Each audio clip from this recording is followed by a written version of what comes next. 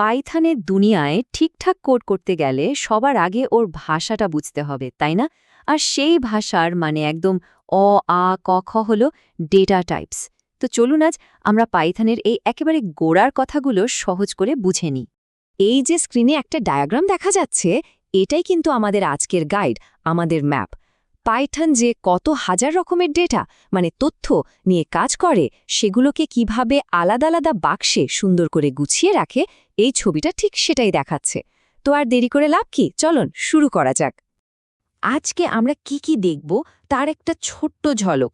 প্রথমে বুঝব এই ডেটা টাইপ জিনিসটা আসলে কি, তারপর দেখব সংখ্যা নিয়ে কিভাবে কাজ করা যায়, সত্য বা মিথ্যার লজিক কিভাবে চলে, ডেটাকে কিভাবে সুন্দর করে সাজিয়ে রাখা যায়, আর একদম শেষে দেখব এই সব টুকরো টুকরো জিনিসগুলো একসাথে মিলে কিভাবে একটা কমপ্লিট ছবি তৈরি করে। তো প্রথম সেকশন, ডেটা টাইপ আসলে কি, মানে এর মানেটা কি? আর তার থেকেও বড় প্রশ্ন হলো, আমাদের এটা দরকারটাই বা কেন? ব্যাপারটা না খুব সহজ করে ভাবা যেতে পারে। দেখুন, কম্পিউটার তো নিজে থেকে কিছু বোঝে না। ওকে যদি ৫ আর ৩ দেওয়া হয়, ও কি বুঝবে? সংখ্যা দুটোকে যোগ করতে হবে নাকি পাশাপাশি বসিয়ে ৫৩ বানিয়ে ফেলতে হবে? ঠিক এখানেই কাজে আসে ডেটা টাইপ। এটাই কম্পিউটারকে বলে দেয়, শোনো, এটা একটা সংখ্যা আর ওটা একটা লেখা, যাতে কম্পিউটার ঠিকঠাক কাজটা করতে পারে। ভাবুন তো, দুটো সংখ্যা যোগ করা যায়, কিন্তু দুটো নাম কি আর যোগ করা যায়? একদমই না। আচ্ছা, তাহলে চলুন আমাদের ম্যাপ ধরে এগোনো যাক। আমাদের প্রথম স্টপ নিউমেরিক টাইপস, মানে সোজা কথায় সংখ্যা নিয়ে যত রকমের কাজকারবার। পাইথনে কিন্তু সংখ্যা মানে শুধু সংখ্যা না, এর মধ্যেও ভাগ আছে। যেমন ধরুন ইন্ট বা ইন্টিজার, এটা হলো একদম সলিড কোটা সংখ্যা, কোনো ভাঙাচোরা নেই, যেমন ১৫। আরেকটা হলো ফ্লোট, এটা হলো ওই দশমিকওয়ালা সংখ্যা, যেমন 10.5। বলতে পারেন একটা হলো গোটা আম আর একটা হলো ১.৫টা আম। আমাদের ম্যাপে যে কমপ্লেক্স নাম্বার বলে আর একটা জিনিস দেখা যাচ্ছে, ওটা আরেকটু অ্যাডভান্স লেভেলের গণিতের জন্য। আপাতত আমরা ইন্ট আর ফ্লোটের দিকেই মন দিই। গণিতের জগৎ তো দেখা হলো, এবার চলুন একটু যুক্তির দুনিয়ায় ঢোকা যাক। আর এখানেই এন্ট্রি নিচ্ছে আমাদের বুলিয়ান টাইপ। বুলিয়ানকে বলা যেতে পারে কোডিংয়ের ট্রাফিক সিগন্যাল। এর উত্তর কিন্তু সবসময় মাত্র দুটো, হয় সবুজ না হয় লাল, মানে হয় ট্রু নয়তো ফলস। এই ছোট্ট হ্যাঁ বা না এর ওপর ভিত্তি করেই কিন্তু একটা প্রোগ্রাম তার বড় বড় সব সিদ্ধান্ত নেয়। এই কোডটা দেখলেই ব্যাপারটা পরিষ্কার হয়ে যাবে। আমরা পাইথনকে জিজ্ঞেস করছি, আচ্ছা ৫ কি ৩-এর থেকে বড়? পাইথন আমাদের উত্তর দিচ্ছে ট্রু, মানে হ্যাঁ বড়। আবার যখন জিজ্ঞেস করা হলো, আচ্ছা ৫ কি ৩-এর থেকে ছোট, তখন উত্তর এলো ফলস, মানে না, ছোট না। কম্পিউটার ঠিক এভাবেই লজিক দিয়ে বিচার করে। এতক্ষণ তো আমরা একটা একটা করে ডেটা নিয়ে নাড়াচাড়া করছিলাম, কিন্তু যদি একসাথে অনেকগুলো ডেটা রাখার দরকার পড়ে, তখন কি হবে? ঠিক তখনই কাজে আসে সিকোয়েন্স টাইপ। এদের মূল কাজই হলো ডেটাকে একটা নির্দিষ্ট অর্ডারে, মানে পর সাজিয়ে রাখা। সিকোয়েন্সের মধ্যে সবচেয়ে কমন হলো স্ট্রিং। একদম সহজ ভাষায় বলতে গেলে যে কোনো টেক্সট বা লেখালেখি হলো একটা স্ট্রিং। যেমন এখানে দেখুন, একটা নাম মাহবুবুল হক ডাবল কোটেশনের ভেতরে রাখা আছে। এই কোটেশনটাই হলো আসল চিহ্ন, যেটা পাইথনকে বুঝিয়ে দেয় যে এটা কিন্তু একটা লেখা। এবার আসি লিস্ট আর টাপলের কথায়। দুটো দেখতে প্রায় একই রকম, কিন্তু এদের মধ্যে একটা বিশাল পার্থক্য আছে। লিস্টকে ভাবতে পারেন একটা শপিং ব্যাগের মতো, যেখানে ইচ্ছে মতো জিনিস ঢোকানো যায়, আবার বেরও করা যায়, মানে একে চেঞ্জ করা যায়।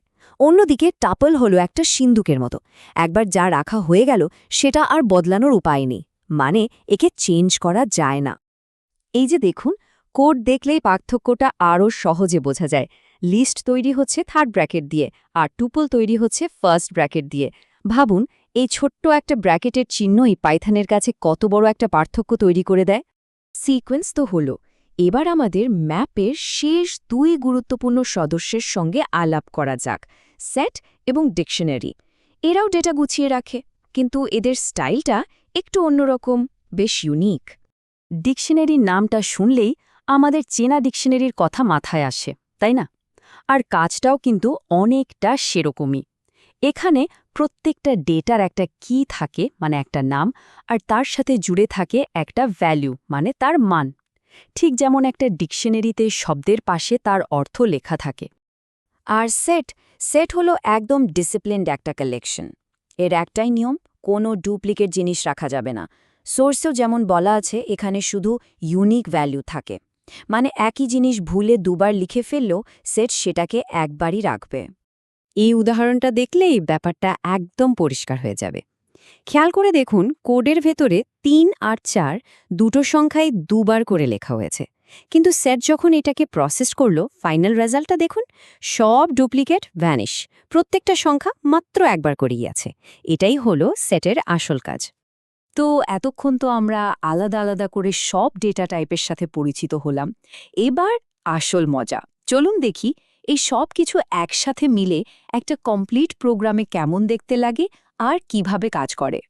এখানে দেখুন, আমরা যে ইন্টিজার নাম্বার 1 আর ফ্লোট নাম্বার 2 নিয়ে কথা বলছিলাম, সেগুলোকে নিয়ে যোগ, বিয়োগ, গুণ, ভাগ সবই করা হচ্ছে। আর পাইথন কিন্তু খুব সহজেই বুঝে যাচ্ছে যেগুলো সংখ্যা, তাই এদের ওপর এই গাণিতিক কাজগুলো করা যাবে। কিন্তু কম্পিউটার যে আসলেই সব ঠিকঠাক বুঝছে সেটা আমরা জানব কি করে? তার প্রমাণ হলো এই টাইপ ফাংশনটা। দেখুন, যখনই কোনো ভেরিয়েবলের টাইপ জানতে চাওয়া হচ্ছে, পাইথন একদম ঠিকঠাক বলে দিচ্ছে কোনটা এন্ড, কোনটা ফ্লোট, কোনটা স্ট্রিং, কোনটা লিস্ট। দারুণ একটা ব্যাপার, তাই না? তাহলে সবচেয়ে জরুরি কথাটা কি? যখনই কোনো ডেটা নিয়ে মনে একটুও কনফিউশন তৈরি হবে, সাথে সাথে টাইপ ফাংশনটা ব্যবহার করতে হবে। এটা অনেকটা একটা টর্চ লাইটের মতো, যেটা দিয়ে প্রোগ্রামের ভেতরে লুকিয়ে থাকা ডেটার আসল পরিচয়টা এক ঝলকে দেখে নেওয়া যায়। তাহলে পাইথনের এই যে ফাউন্ডেশনাল বিল্ডিং ব্লকগুলো, মানে ডেটা টাইপস, সেগুলোর সাথে তো একটা পরিচয় হয়ে গেল। এখন আসল প্রশ্নটা হলো, এই ব্লকগুলো ব্যবহার করে প্রথম কোন অসাধারণ জিনিসটা তৈরি করা হবে।